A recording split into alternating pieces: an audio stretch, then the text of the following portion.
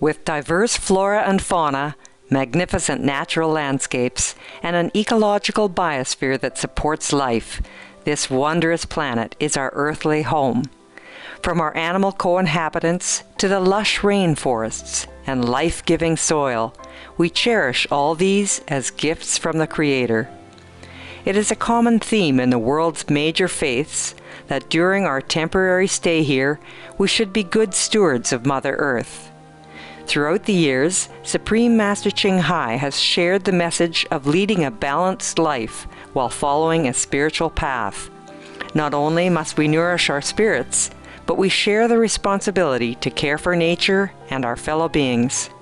In light of recent scientific evidence stressing the grave state of our planet caused by climate change, Supreme Master Ching Hai affirms the important message she has noted for over the past 2 decades. We must be vegetarian, meaning an animal-free diet, and practice sustainable living. Today we present to you Supreme Master Ching Hai's discussion on climate change, titled, "The Only Refuge is in the Virtuous Way of Living," via video conference with our association members in Vancouver, Canada, on August 24th, 2008.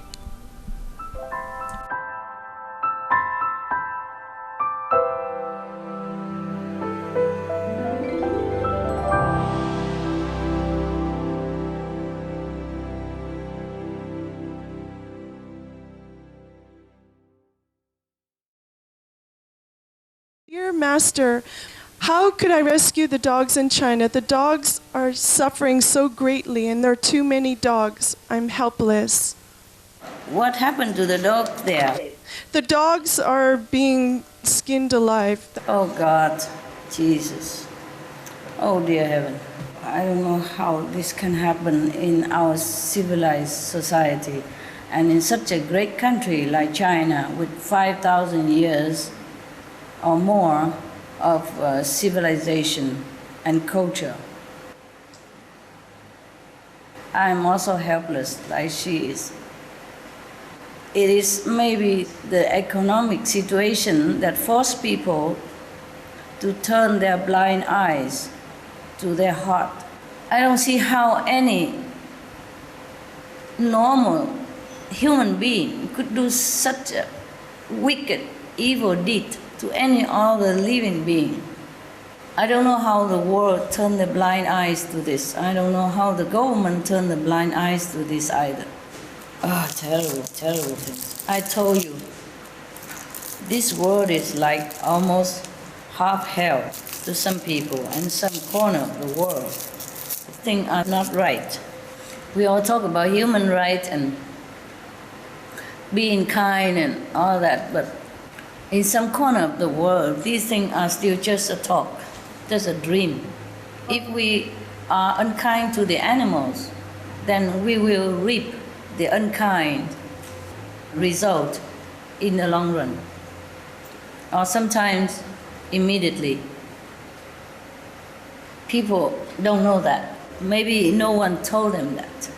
That's why they do this kind of utterly despicable action to a helpless animals, and so faithful and good, loving creature like dog.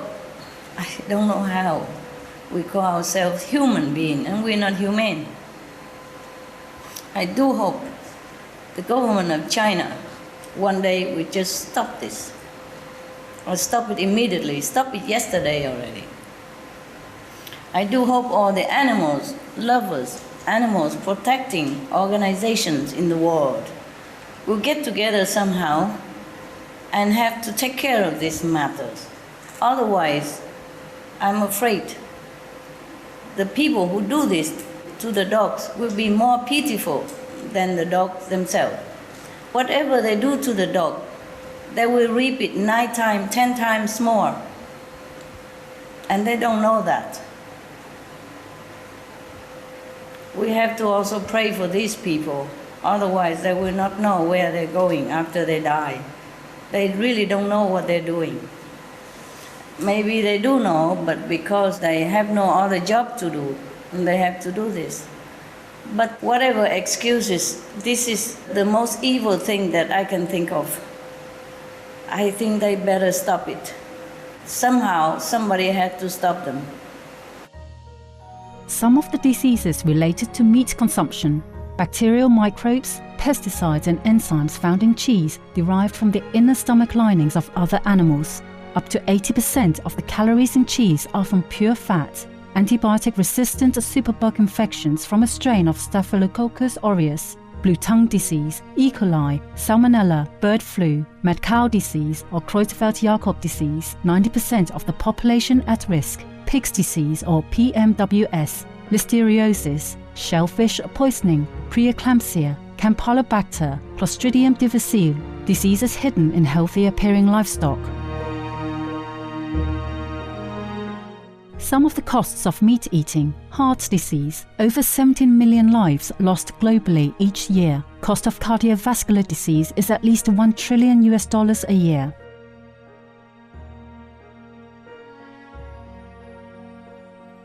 Cancer: over 1 million new colon cancer patients diagnosed each year. More than 600,000 colon cancer-related mortalities annually. In the United States alone, colon cancer treatment costs about $6.5 billion. Millions of people are newly diagnosed with other meat-related cancers every year. Diabetes: 246 million people are affected worldwide. An estimated $174 billion spent each year on treatment.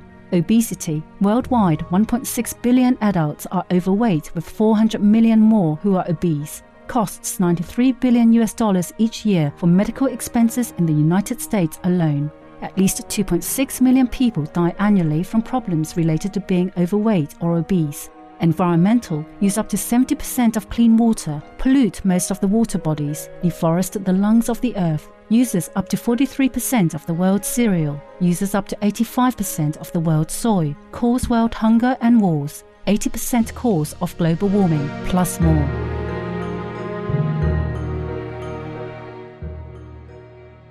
Some of the costs of milk consumption: breast, prostate and testicular cancer from hormones present in milk, listeria and Crohn's disease. Hormones and saturated fat leads to osteoporosis, obesity, diabetes and heart disease, linked to higher incidences of multiple sclerosis, classified as a major allergen, lactose intolerance, plus more.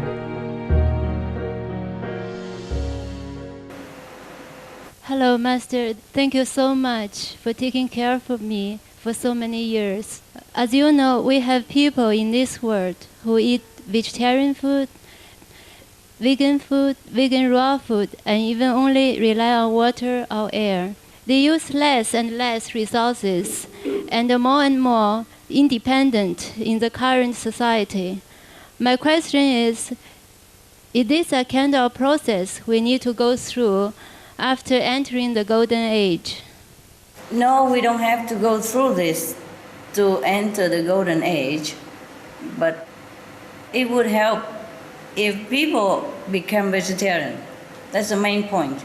Because immediately you tell them to be breatharian or fruitarian, I don't think they can bear. Yeah? So now, vegan, yeah, the best.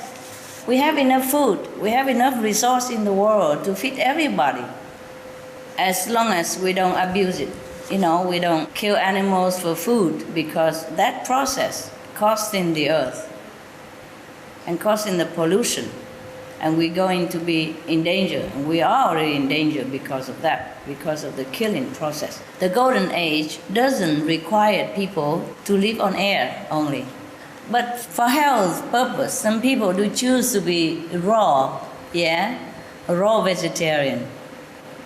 Or maybe even just a liquid consumer. They put raw food in the processor or in the blender, and then they just drink it like that. Or they just take juice. Yes, or they just take fruits, yes, or they just take prana, meaning the energy around you, in the air, from the earth, from the sun. These are energy they call prana in Sanskrit. And some people do live on that, and that's okay too. If you can, you try that. But do not harm yourself, because some people are not able, okay? It depends on what kind of spiritual level you are. There are several kinds of people who can be breatharian. The people who have done that before, other lifetime. The people who in other lifetime never give any food to anybody else, like not charitable. Then in this lifetime, they don't have the merit of food. Their food account empty. So they have to go breatharian. And for them it's easy also. And another kind of people who are spiritually high and they want to be breatharian, that they can do also. Yeah, okay? Easier if in a former life you did it already, or in a former life you never give food to people who are hungry who came to your door. So it's good that you are vegan, raw, or blending food, or fruitarians. It's good enough already, for my humble opinion. And if you can go breatharian, yeah, go ahead. Okay, just don't harm yourself. You go until you can, yeah? And if you see that your body reacts and it's no good and you weaken and you're sick, then stop immediately, okay? Anything fanatic is no good. You have to see how you can go and what you can do, okay? There's no need to go to extreme of any kind.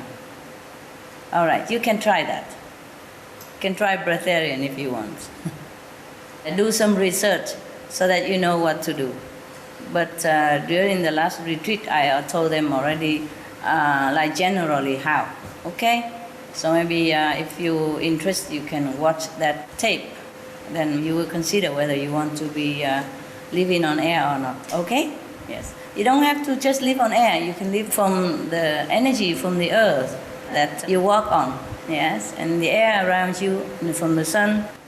And also you can be nourished by your own energy inside, and you can also be nourished by the divine power within you, okay? By the love of God.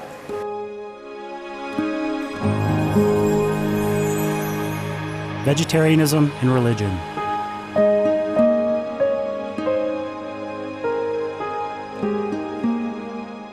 The Baha'i Faith. Regarding the eating of animal flesh and abstinence therefrom, know thou of a certainty that in the beginning of creation God determined the food of every living being, and to eat contrary to that determination is not approved. Selections from the Baha'i writings of some aspects of health and healing.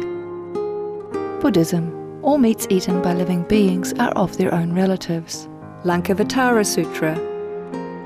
Cao Dai, the most important thing is to stop killing, because animals also have souls and understand like humans. If we kill and eat them, then we owe them a blood debt. Teachings of the Saints. Christianity. Meats for the belly, and the belly for meats, but God shall destroy both it and them. Holy Bible. And while the flesh was yet between their teeth, ere it was chewed, the wrath of the Lord was kindled against the people, and the Lord smote the people with a very great plague. Holy Bible. Confucianism. All men have a mind which cannot bear to see the sufferings of others. The superior man, having seen the animals alive, cannot bear to see them die. Having heard their dying cries, he cannot bear to eat their flesh. Mencius. Essenes. I am come to end the sacrifices and feasts of blood, and if ye cease not offering and eating of flesh and blood, the wrath of God shall not cease from you. Gospel of the Holy 12. Hinduism. Since you cannot bring killed animals back to life, you are responsible for killing them. Therefore you are going to hell. There is no way for your deliverance. Adilila. He who desires to augment his own flesh by eating the flesh of other creatures lives in misery in whatever species he may take his birth. Mahabharata anew. Islam. Allah will not give mercy to anyone except those who give mercy to other creatures. Hadith. Do not allow your stomachs to become graveyards of animals. Hadith.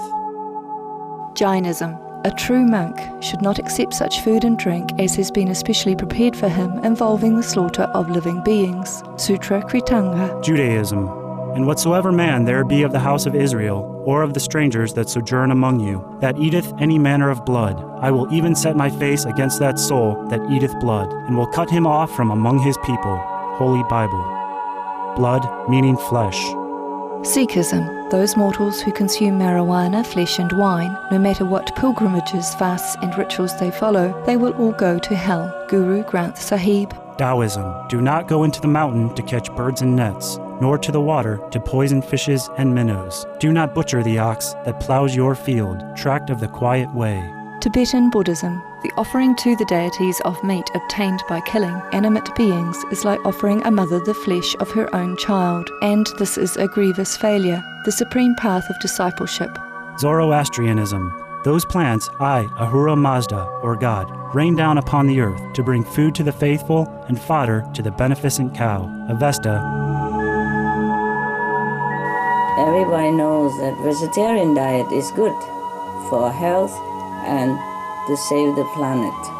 They will be awakening their own great, compassionate, loving self-nature, and then their level of consciousness will rise up automatically, and they will understand more than they ever did, and they'll be closer to heaven than what they are right now. Dear Master, Hello. I'm so happy. You mentioned in a teleconference in Seattle that even we have enough vegetarian people to balance the karma of killing, still 2/3 or half of the population of the planet will be vanished. My question is, does that mean those meat-eating people have absolutely no chance to survive, and some vegetarian people have to die as well? Who will survive besides the disciples, since not all our family members and loved ones are initiated and won't be initiated in near future? How much chance do they have to survive if they change to vegetarian? Thank you, Master. Well, I never say that 2/3 or half of the people will vanish if we have enough vegetarian to balance the karma of killing. I say if we don't have, then 2/3 of people will vanish. You miss the word don't. One word missing. Sorry, Master. I'm telling you, if we have enough people to be vegetarian, like 2/3 of the world are vegetarian, then we can save the planet. At least these 2/3. And if your family member became vegetarian too, then they also included in that. Suppose they are not vegetarian and they die, of course the master power will also have to regulate their karma and take care of them accordingly, okay? Thank you, Master. I You're love welcome. you with all my heart. Thank you, I love you too. Some of the benefits of a vegetarian diet: lower blood pressure, lower cholesterol levels, reduce type 2 diabetes, prevent stroke conditions, reverse atherosclerosis, reduce heart disease risk 50%, reduce heart surgery risk 80%, prevent many forms of cancer, stronger immune system, increase life expectancy up to 15 years, higher IQ, conserve up to 70% clean water, save over 70% of the Amazonian rainforest from clearance for animal grazing. A solution for world hunger: free up 3,433 billion hectares of land, free up 760 million tons of grain every year, or half the world's grain supply, consume 2/3 less fossil fuels than those used for meat production, reduce pollution from untreated animal waste, maintain cleaner air, save 4.5 tons of emissions per U.S. household per year, stop 80% of global warming, plus more. Hello, Master. Hello, how are you? I'm great, Master. Thank you. Master, we are talking often about human race and galaxy. But besides humans, what other races are there? We don't know even the basic knowledge about our neighbors. What are the human characteristics that distinguish us from other species? For example, the big guys, are they humans also? Or what other race are they? What are their main characteristics? Is it the physical body or the mental emotional makeup that distinguish us from other species? Thank you. Dear man, we don't even know our own neighbor next door to you.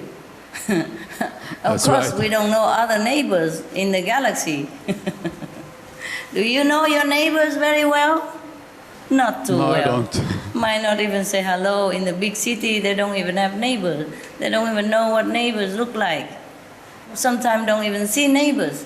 Sometimes you hear the story in the newspaper or television that there's a so-and-so man or woman who has been dead in their apartment for 2 years and nobody even discovered. Until something happened, they will break the door and come in and see that he's dead. Recently even, in England. So the question about galactic beings, we'll leave it for another time, okay? Let's save our planet first. How about that? And after we save the planet, we will have time to invent many other things like UFO or the like, and then we can go visit other planets. And then you will see them for yourself, if we live that long.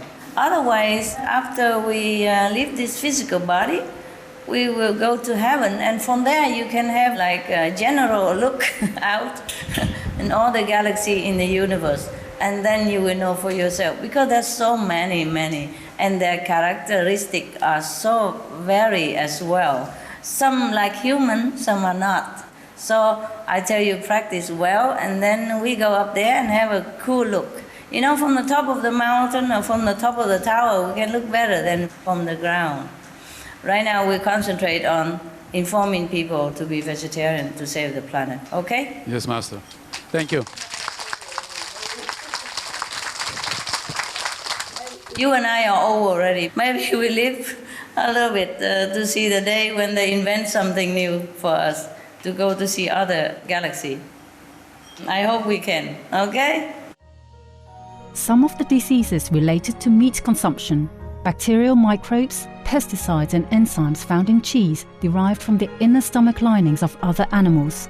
Up to 80% of the calories in cheese are from pure fat. Antibiotic-resistant superbug infections from a strain of Staphylococcus aureus, blue tongue disease, E. coli, salmonella, bird flu, mad cow disease or Creutzfeldt-Jakob disease, 90% of the population at risk, pig's disease or PMWS, listeriosis, shellfish poisoning, preeclampsia, Campylobacter, Clostridium difficile, diseases hidden in healthy-appearing livestock. Some of the costs of meat eating: heart disease, over 17 million lives lost globally each year. Cost of cardiovascular disease is at least $1 trillion a year.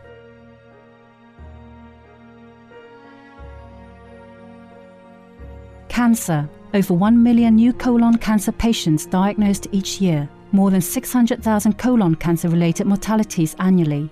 In the United States alone, colon cancer treatment costs about $6.5 billion.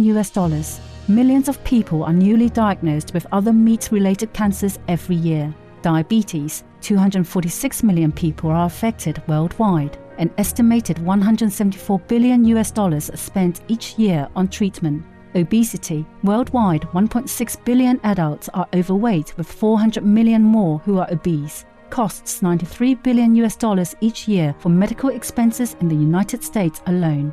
At least 2.6 million people die annually from problems related to being overweight or obese. Environmental: use up to 70% of clean water, pollute most of the water bodies, deforest the lungs of the earth, uses up to 43% of the world's cereal, uses up to 85% of the world's soy, cause world hunger and wars, 80% cause of global warming, plus more.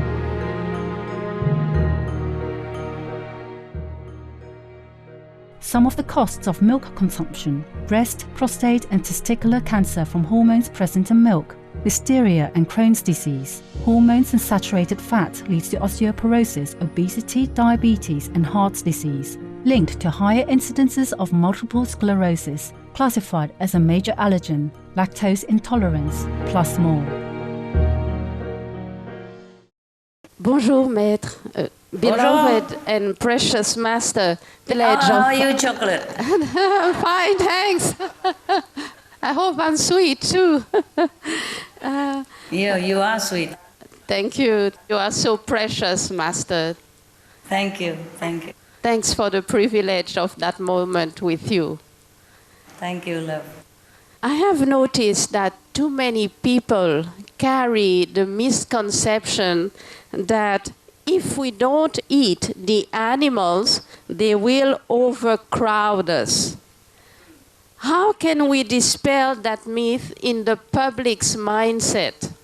Nonsense. Secondly, they also tend to think, where can we relocate the animals since there is barely enough space for us humans? How can we help them live a natural life? Oh, nonsense. The problem now is not that we don't have enough room for them, but there are many endangered species even. The proof is that we have endangered species, even though we don't eat them. Those endangered species are not all the one that we eat them. You see, the reason we have so many cows and pigs, chickens, etc., because we raise them. We breed them. We even force them breeding until they could not even breed no more, and they could even walk even. Even dogs, they do that, so that they can sell more. They force some dogs to bear children until she cannot walk no more. It's unnatural. The same process with cows and pigs and all that. And that's also the reason why cows and pigs have so many diseases, because this unnatural process of breeding and also a natural process of raising them. They crowd them in a factory farm, in a little square. They could not even turn around, except putting their head in front to eat, that's it. They could not even turn around. So the reason we have many cows and pigs, because we breed them. If we don't breed them anymore in the future, then we don't have to worry about animals don't have enough room, There are many endangered species. They are dying a lot every day now. 270 of them disappearing every day, and we're not even eating them. So before we came, the animals were there already, and if the natural has a way to take care of the planet, everything will be done according to a natural law. We should not worry about that. And those animals that we have already now, like cows and pigs, that we have to treat them kindly until they live their physical body naturally the way we do. Otherwise, heaven will not forgive us anymore, because we are not very kind, we are not fit to truly be called human if we continue doing that. Also, we're killing the planet anyway, and we will go, animals and human all go together. Thank you so much, Master. You tell them about the endangered species. It's just talking nonsense. So they have excuse to eat meat. We should make excuse to be kind and good, not making excuse to be bad. That's what I think. Some of the diseases related to meat consumption, bacterial microbes, pesticides and enzymes found in cheese derived from the inner stomach linings of other animals. Up to 80% of the calories in cheese are from pure fat. Antibiotic-resistant superbug infections from a strain of Staphylococcus aureus, blue tongue disease, E. coli, salmonella, bird flu, mad cow disease or Creutzfeldt-Jakob disease, 90% of the population at risk, pig's disease or PMWS, listeriosis, shellfish poisoning, preeclampsia, Campylobacter, Clostridium difficile, diseases hidden in healthy-appearing livestock. Some of the costs of meat eating: heart disease, over 17 million lives lost globally each year. Cost of cardiovascular disease is at least $1 trillion a year.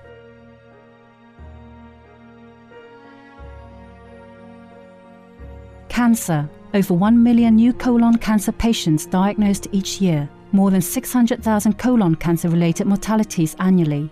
In the United States alone, colon cancer treatment costs about $6.5 billion. Millions of people are newly diagnosed with other meat-related cancers every year. Diabetes: 246 million people are affected worldwide. An estimated $174 billion spent each year on treatment. Obesity: worldwide, 1.6 billion adults are overweight, with 400 million more who are obese. costs $93 billion each year for medical expenses in the United States alone. At least 2.6 million people die annually from problems related to being overweight or obese. Environmental use up to 70% of clean water, pollute most of the water bodies, deforest the lungs of the earth, uses up to 43% of the world's cereal, uses up to 85% of the world's soy, cause world hunger and wars, 80% cause of global warming, plus more.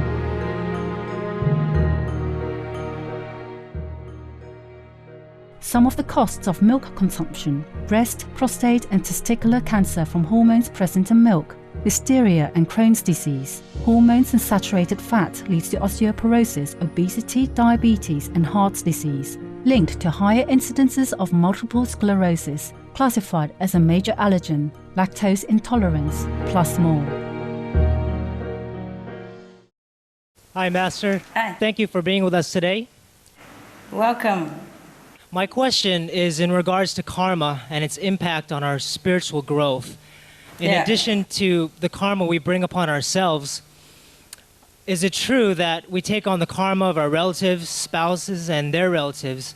And besides more meditation, what can we do to burn off this karma for ourselves and our family members? And how can we perceive it from a point of view of compassion rather than a burden? Thank you, Master. It's difficult, of course. Whoever is related to us is automatically that we have to bear, somehow their karmic burden.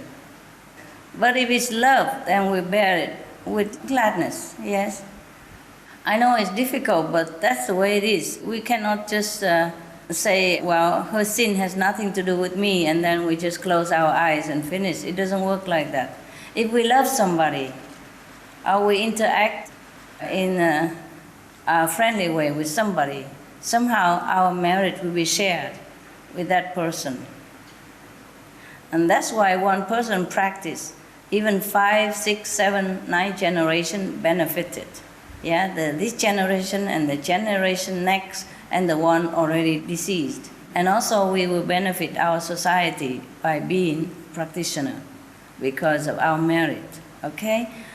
The reason it is shared, because we also shared everything in this world together. We share the food. Everybody contributes something to the society, and we are using it too. So somehow it is related with each other, and it depends on how big the merit you have, how big your spiritual power, your loved one or friends will benefit more or benefit less. I'm sorry if you feel a burden. It should not feel that way. The people who are not practicing spiritually, who don't walk the path that you're walking, you should feel more sorry for them. And whatever you can give them, you should. It will be done automatically somehow anyway. Unless you don't want to relate to anybody, okay, you go into the forest, you eat dry leaves and, picking berries and all that, then maybe you have less to share. But the purpose of spiritual practice is not just to keep it all to ourselves, my love. The purpose is to give. Just like we earn money, if we have a lot of money, or we have more than enough, we should share. We should feel sorry for the people who are not spiritually inclined, because they are the miserable ones. They have big time to lose. We have spiritual value. We have spiritual power to lean on. We are lucky, okay? So feel lucky and feel compassionate for the one who are not that lucky. Understood. Thank you, Master.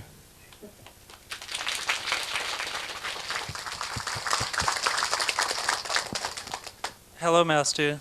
Hello. I have some questions about my meditation practice. Specifically, since last winter, I've had increasing difficulty with it, and this has been very disheartening to me. I'm feeling really blocked right now in my progress and in my connection to you and the higher aspects of myself. And I know that previously you've talked about there being different types of entities that can affect a spiritual practitioner. And I'm wondering if that's possibly part of what's happening to me, especially given the nature of my inner and outer experiences, or if it's simply the negative tendencies of my mind that are playing tricks on me. In either case, I ask for your help in clearing these obstacles and in reestablishing an alignment to get my meditation practice back on track. Thank you, Master.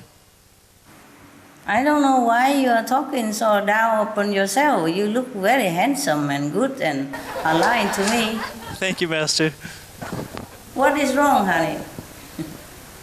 What is actually wrong? Yeah, I think part of the connection with why this happened back in winter has to do with the announcements that came out that you made about the situation with global warming, and that almost set up a panic response in me, and there were other contributing factors. Oh, I see. You look like a tough guy to me. Thank you. You look like a guy who don't always take an obstacle for an answer. You look like you're going to be okay. Everybody have a little black cloudy day sometime, and if you do feel a little run down, well, you let yourself be that, and then try to get something else going, yeah? If you're stuck here, you go open another door. God say that when God closes one door, He opens the others.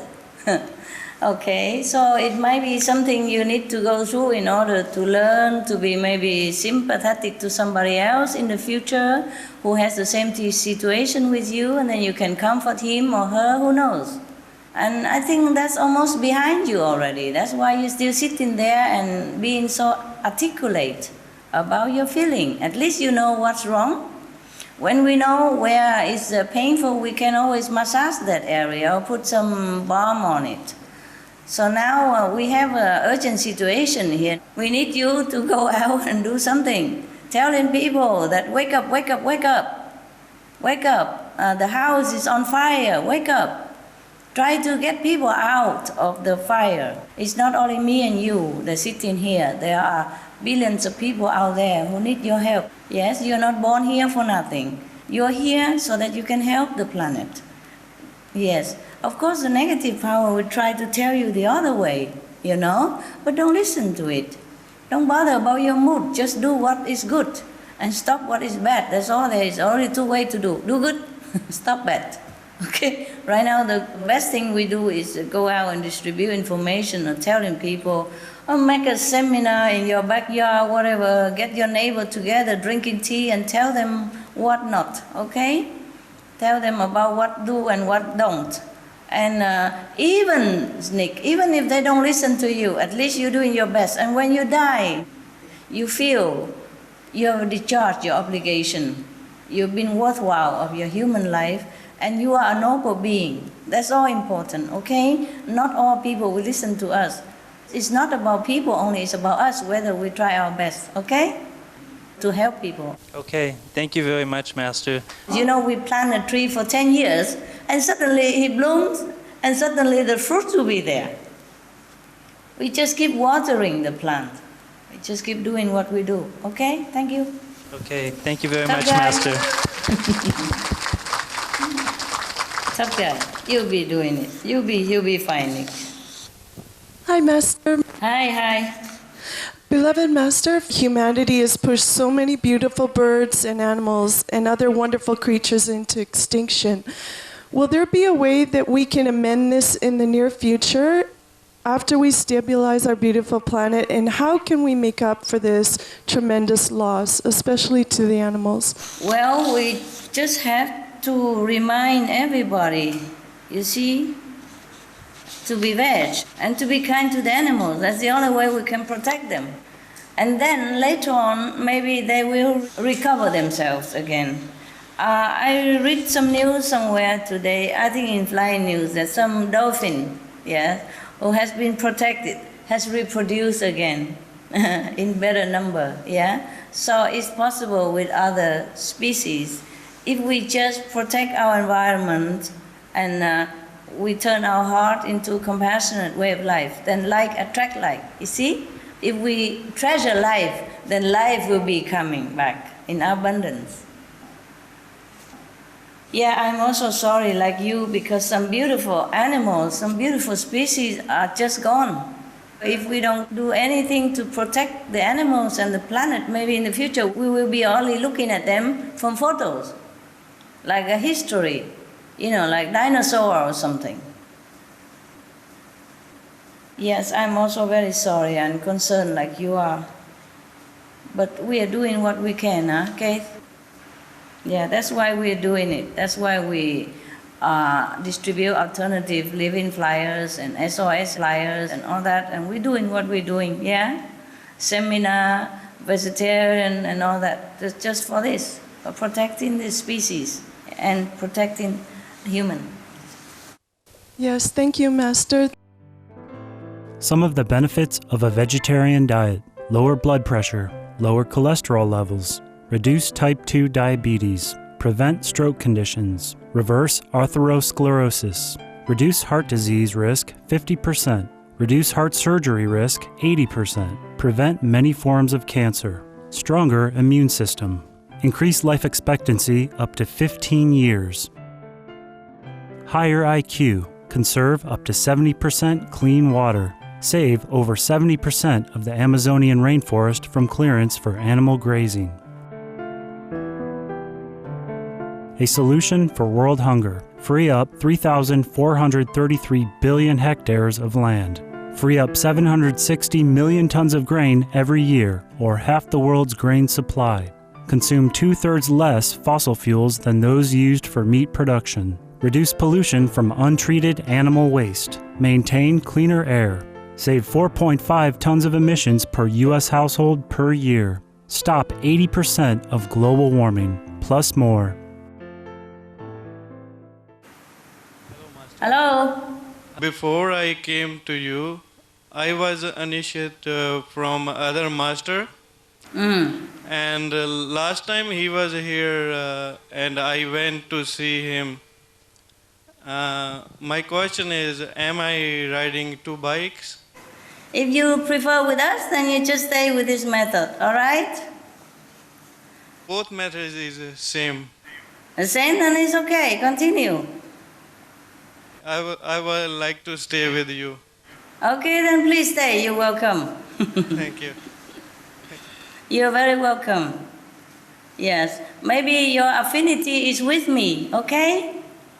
That's why you came.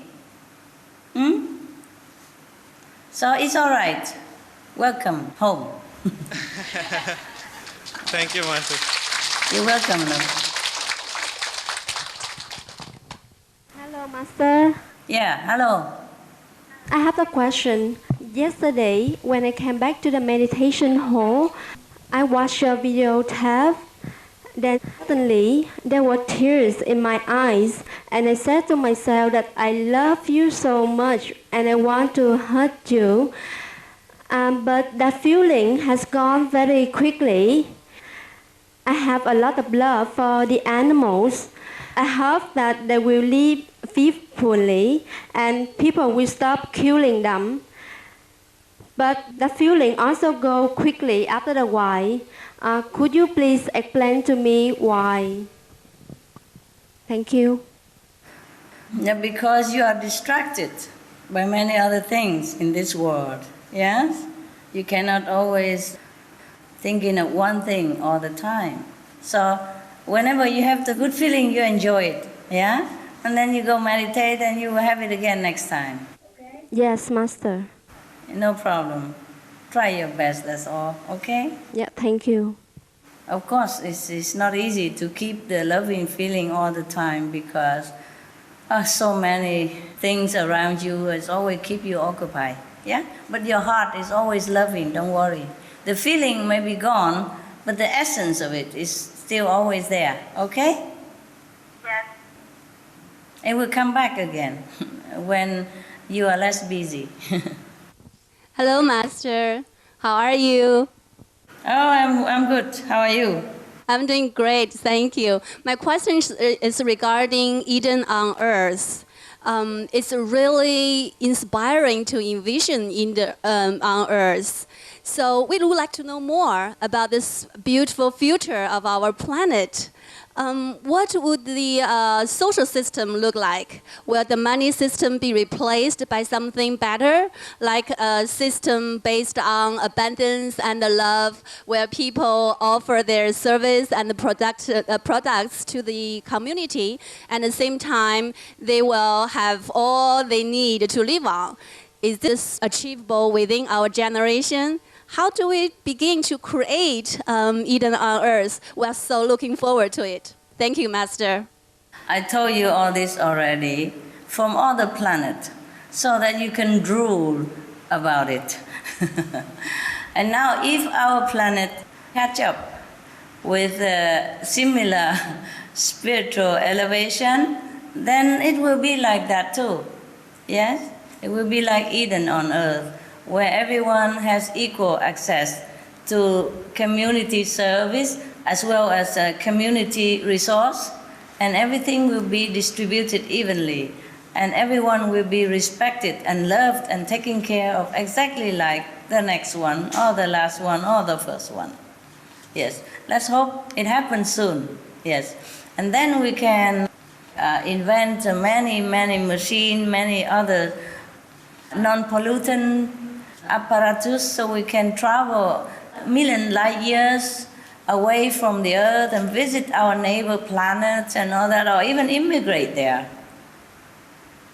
It would be more fun than what we are having right now. Yes. As soon as the human being begin to be more compassionate, more loving, and more true to themselves, to their loving great self, to the God within themselves, then nothing is impossible. Everything that they cannot even imagine will happen. Yes. Right now we're trying very hard, costs a lot of money to go to Mars, just take a few little dirt to come back.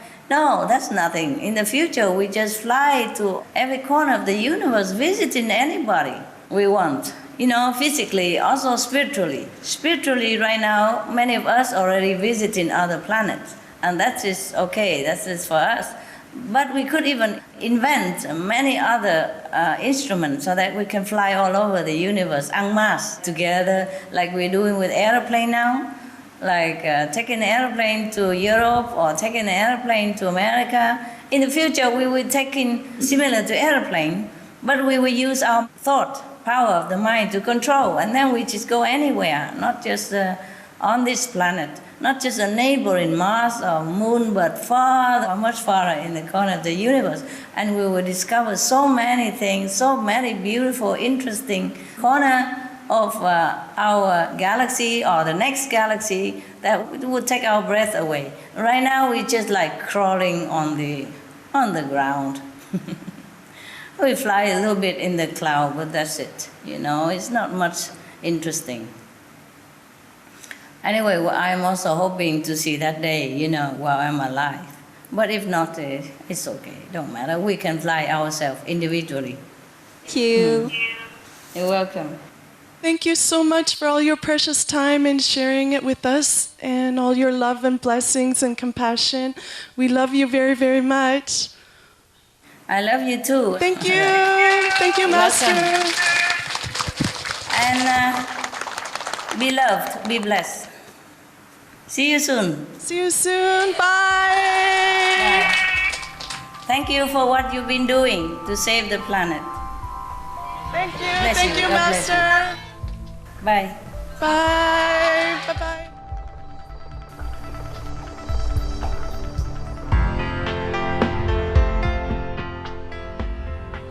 Thank you for your company for today's Between Master and Disciples here on Supreme Master Television. With heaven's grace, may all beings live harmoniously in dignity and respect.